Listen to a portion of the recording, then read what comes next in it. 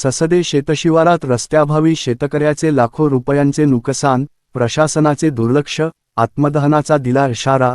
नंदुरबार जिल्ह्यातील शहादा तालुक्यातील ससदे येथील शेतकरी श्री. शानाभाऊ आधार शिंदे यांना आपल्या शेतात जाण्यासाठी रस्ता नसल्यामुळे मोठ्या आर्थिक नुकसानीला सामोरे जावे लागत आहे. शेतशिवारात जाण्यासाठी पूर्वीपासून वहिवाटीचा रस्ता असताना देखील आजूबाजूच्या शेतकऱ्यांकडून मार्ग दिला जात नसल्याची गंभीर तक्रार त्यांनी केली आहे. शिंदे यांच्या शेतात केळीचे पीक असून योग्य वेळी मशागत, पाणी व वाहतूक न झाल्याने लाखो रुपयांचे नुकसान होण्याची भीती व्यक्त केली जात आहे. मला शेतात जाण्यासाठी तात्काळ रस्ता उपलब्ध करून दिला नाही तर माझ्या पिकांचे मोठे नुकसान होईल. या नुकसानीस जबाबदार कोण, असा सवाल त्यांनी प्रशासनाला केला आहे. याबाबत संबंधित महसूल व पंचायत प्रशासनाकडे वारंवार विनंती करूनही अद्याप ठोस कारवाई झालेली नसल्याचा आरोप करण्यात आला आहे.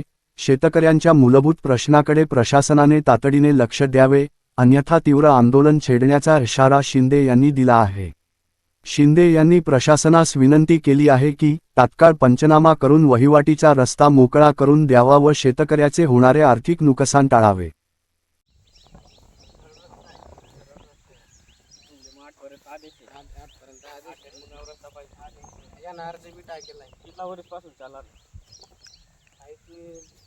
बऱ्याच दिवस पासून चालू आहे.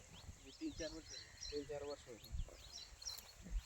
आठला आदेश मग आपण सरळ करा नाही सहमत आजूबाजूला काय गट नंबर आहे सर वगैरे काय. हां तो थोडं काका बाबाजी यासाठी काय आणि यासाठी काय असतात याची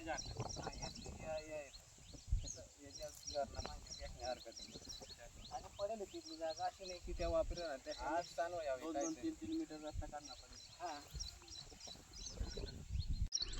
माझे नाव शानाभाऊ आधार शिंदे, मी ससद्याचे आहे. हे माझं क्षेत्र इथं केळी लावलेली आहे. मी रस्ता बनवला सगळ्यांच्या सहमतीनुसार. तिथपर्यंत मला रस्ता देऊन दिलेला आहे. पण इथपर्यंत आदेश असल्याने बी आजूबाजूचे आमचे जे काका बाबा आहेत पण ते पुढे जाऊ देत नाही.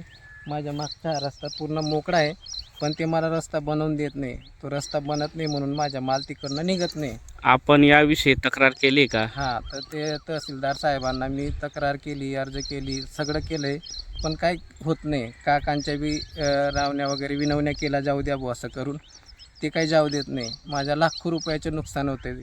किती माल असेल, काय टाकलेले आहे शेतात आपण? केळी माझी पूर्ण आता माल रेडी झालेला आहे. आत्ता निघण्याच्या तयारीमध्ये 15-1 लाखाचे नुकसान होतं आहे माझं.